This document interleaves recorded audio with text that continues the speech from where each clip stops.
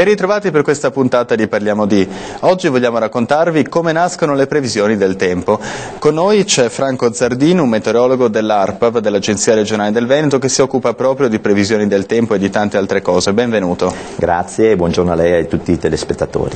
Quali sono gli ingredienti che concorrono per arrivare a quel famoso bollettino che vediamo in televisione, sentiamo in radio, vediamo anche su internet? Sì, la previsione è una sfida interessante che vede diversi ingredienti. Ci sono gli aspetti umani e gli aspetti tecnici. È un po' come per la preparazione di un cibo in cui abbiamo i vari ingredienti e poi abbiamo il cuoco che li deve mettere insieme in maniera appunto corretta. Immagino che la tecnologia sia molto importante per voi. Senz'altro, e la meteorologia si avvale anche da notevoli sviluppi che ci sono stati negli ultimi tempi della meteorologia con certi strumenti innovativi, ad esempio il radar meteorologico. Iniziamo a parlare proprio della raccolta di dati. C'è una doppia raccolta, una fase al suolo ed una fase invece utilizzando i satelliti. Sì, allora possiamo vedere nella prima diapositiva che mostra i vari elementi che servono per la previsione come gli ingredienti sono molteplici. Abbiamo il radar meteorologico, abbiamo i dati dei modelli meteorologici, i dati della rete di stazione al suolo e i dati da satellite. Quindi le chiedo, vedendo questa immagine capiamo che c'è anche un'importante rete di rilevazione al suolo che vi fornisce dati quasi in tempo reale. Esattamente, l'ARPAV gestisce, possiamo vederlo dall'immagine, circa 205 centraline meteorologiche sul Veneto che ci forniscono i dati, alcune in tempo reale e altri vengono raccolti e poi analizzati il giorno successivo. Che tipi di dati raccogliete? Ecco, possiamo vedere dalla successiva immagine una mappa con i dati di vento misurati dalle diverse stazioni. Ecco, queste invece sono questa è la mappa questa è appunto la mappa con i dati di vento, le freccette indicano la direzione del vento e i numeretti l'intensità. Vediamo una rete molto complessa, cioè copre gran parte del territorio. Sì, copre praticamente tutto il territorio con una densità piuttosto fitta, infatti sono circa 200 stazioni su tutto il territorio. Allora, questi dati vengono raccolti e arrivano nel vostro centro di Teolone e Colli Euganei. Qual è la fase successiva? Ecco, il previsore analizza questi dati per capire qual è lo stato attuale, quali sono i fenomeni in atto e questo è il punto di partenza. Dopodiché deve fare una proiezione per il futuro e quindi deve vedere quale sarà l'andamento nei giorni successivi. Questa invece che vediamo in questo momento che cos'è? Questa è una mappa di precipitazione che ci dà il quadro, questa è la precipitazione di lunedì scorso, ci mostra quanto è piovuto sul Veneto lunedì. Anche questo è un dato importante perché il previsore deve sapere anche quello che è successo non solo nel momento attuale ma anche il giorno prima, perché questo comunque ha un effetto sul tempo. Molto importante è la fase dal satellite. Il satellite è uno strumento che consente, possiamo vedere nelle immagini, che consente di vedere appunto dall'alto la nuvolosità. L'obiettivo del satellite è soprattutto quello di darci delle informazioni sulla nuvolosità. In questa mappa che cosa vediamo? Vediamo colori diversi, sulla sinistra un'immagine dell'Italia molto dettagliata, mentre a destra c'è un'immagine del Veneto. Sì, sono due tipi di immagini da satellite, una è nel visibile, quella in basso a destra sul Veneto, che mostra la nuvolosità dall'alto come se io avessi una telecamera e riprendessi la terra dall'alto. Invece l'altra immagine in basso a sinistra indicava la temperatura delle nubi, quindi è una modalità di rilevamento nell'infrarosso che permette di avere la temperatura delle nubi. Quali sono, dottor Zardini, gli ingredienti che concorrono a formare il tempo atmosferico? Beh, gli ingredienti che concorrono a formare il tempo sono sostanzialmente i valori dei diversi parametri, quindi la temperatura, l'umidità, ma la cosa interessante, il vento, la cosa interessante è che l'atmosfera appunto è un sistema tridimensionale, quindi io non devo guardare solo quello che mi succede al suolo, i parametri misurati al suolo, ma devo guardare qual è la circolazione dell'atmosfera alle quote più elevate e questo è sostanzialmente il motore dei vari fenomeni meteorologici. La vostra è una scienza esatta oppure c'è un margine d'errore? c'è un notevole margine di errore che con il tempo e con l'utilizzo di strumentazioni sempre più sofisticate si va riducendo. Tuttavia bisogna dire che l'atmosfera è un sistema complesso e caotico e quindi intrinsecamente è presente un margine di errore e un'incertezza che anche con gli sviluppi tecnologici non potrà essere eliminato del tutto. Che cos'è un fattore? Qual è un fattore che può ingannarvi? Ecco, come dicevo, noi abbiamo degli ingredienti per fare la previsione, che sono appunto i dati forniti da questi strumenti, ad esempio i modelli meteorologici. I modelli meteorologici mi danno una proiezione di quello che sarà la circolazione nei prossimi giorni, ad esempio mi danno un'indicazione di quale sarà la posizione di una area di bassa pressione che potrebbe essere centrata ad esempio sull'Italia centrale. Ecco, in certi casi questi modelli sono soggetti ad errore come tutti gli strumenti di analisi, elaborazione dati e di misura, e quindi può essere che questo scenario che viene fornito non corrisponda poi alla realtà. La bassa, invece di essere sul centro Italia, può essere un po' più spostata verso di noi o più spostata a sud, e questo ovviamente è una sfida che è difficile poi da maneggiare. Torniamo, dottor Zardini, alla filiera delle previsioni del tempo. Abbiamo visto conferme satellitari, poi che cosa succede? Proprio a livello pratico, che cosa fa il meteorologo?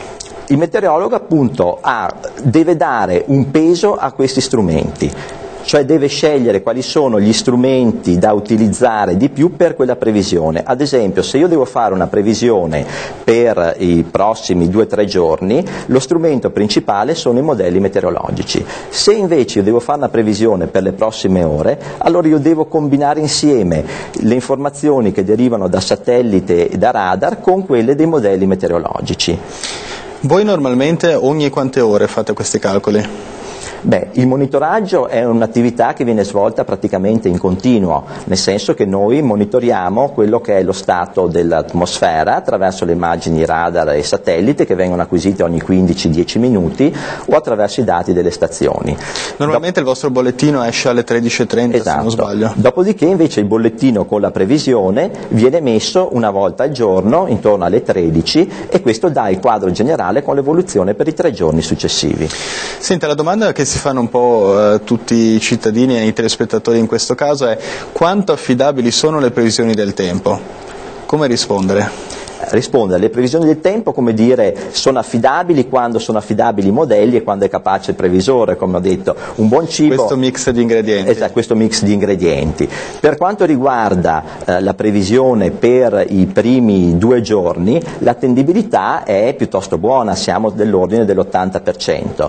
Dopodiché l'attendibilità tende a decrescere man mano che ci spostiamo verso scadenze temporali maggiori. Ma e allora quelle previsioni a lungo e lunghissimo termine che grado di attendibilità possono avere? Ecco, quelle previsioni sono un nuovo filone della meteorologia molto importante, perché può rispondere a delle domande degli utenti su macro scala, ad esempio sapere se il prossimo inverno sarà molto caldo, molto freddo. Questo permette di fare delle scelte strategiche anche ad esempio sul consumo energetico. Qui non c'è mai stata una linea univoca, c'è chi dice sì, sarà sicuramente l'inverno più freddo degli ultimi 20 anni e altri invece dicono no, non è possibile prevedere qualcosa di simile. Allora, come dicevo, è una fase, è una nuova frontiera e siamo a livello sperimentale, sta dando dei risultati abbastanza buoni in certe zone del pianeta. Per quanto riguarda l'Europa invece le previsioni a scala stagionale devono ancora essere affinate, perché sono delle previsioni un po' a grande scala. L'Europa ha un'orografia estremamente complessa, delle notevoli diversità,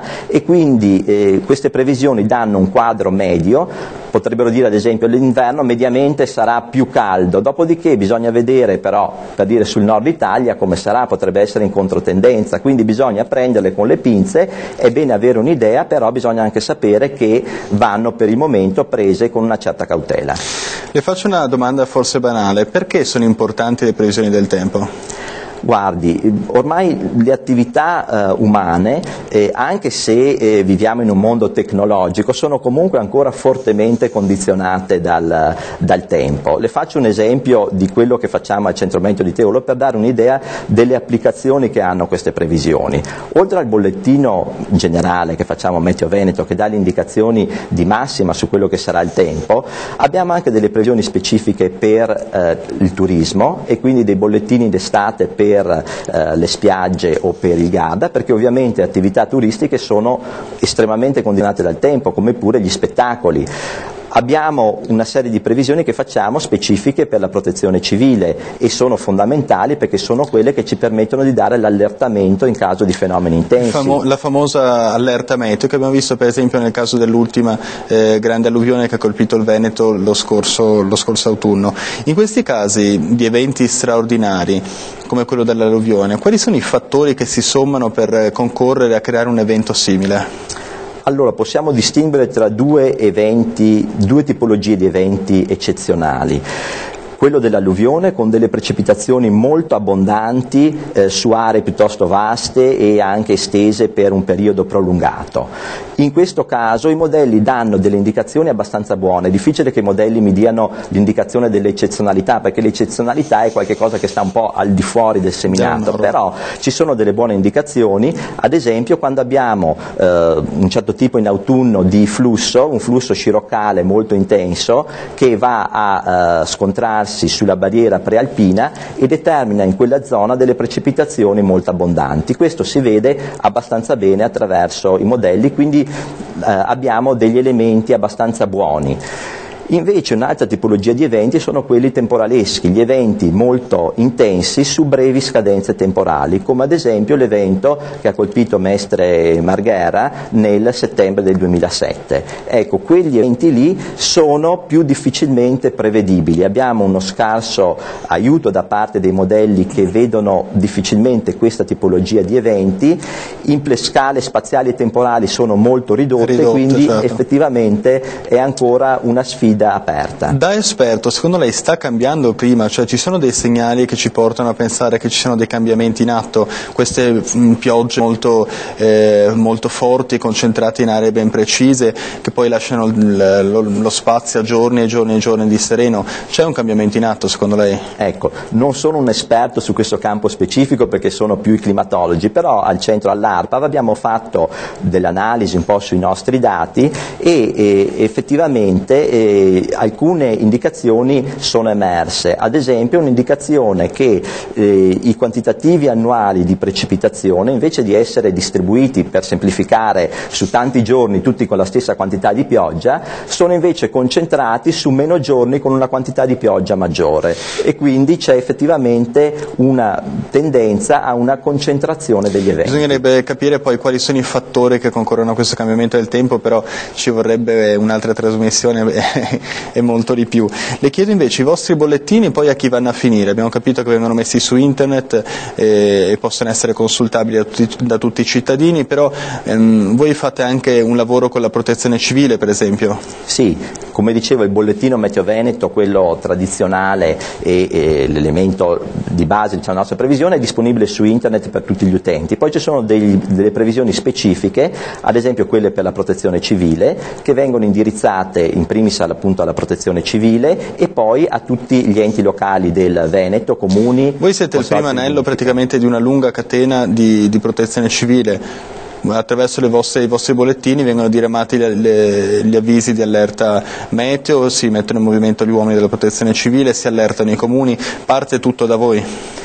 Sì, è una bella responsabilità, diciamo che siamo il primo anello della catena perché appunto il fenomeno meteo è quello che poi scatena gli eventuali effetti al suolo. Volevo dire una cosa, che noi siamo proprio parte integrante in un certo senso del sistema di protezione civile perché facciamo parte di quello che ha detto il centro funzionale decentrato della Regione Veneto, che è proprio la struttura deputata all'allertamento per i fenomeni idrologici e meteo idrologici. E c'è la collaborazione tra l'ARPAV, la protezione civile regionale e la difesa del suolo regionale. Dottor Zardini, siamo quasi in chiusura, un'ultima curiosità. Come si diventa previsore? Soprattutto con l'esperienza, perché in Italia al momento non è presente, come in altri paesi europei, un iter specifico per diventare meteorologo. Ci sono solo poche università che negli ultimi anni hanno attivato dei corsi di meteorologia o un iter per diventare meteorologo. Quindi in genere anche con i miei colleghi la formazione è una formazione scientifica che poi viene concentrata e finalizzata alla parte di meteorologia. Bene, ringraziamo il dottor Franco Zardini che ci ha spiegato tutte queste belle cose sulla meteorologia e sulle previsioni del tempo. Grazie per essere stato con noi. Grazie a lei, è stato un piacere. Io vi do appuntamento a domani, ci sarà un'altra puntata di Parliamo di. Grazie per averci seguito, arrivederci.